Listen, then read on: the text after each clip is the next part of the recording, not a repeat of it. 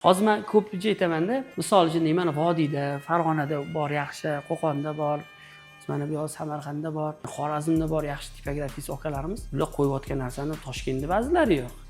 Men aytaman, ko'rdingmi deyman, hozir internet zamonida o'sha yerda turib, sandan zo'rroq, sandan aqlliroq ishlayapti deyman o'zimga. Qo'lidan kelyapti ular.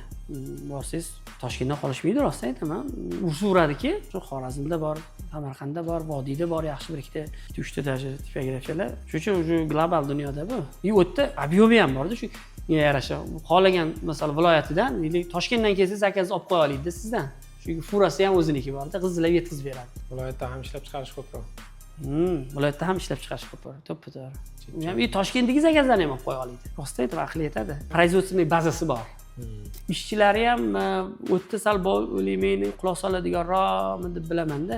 Chunki arzonroq.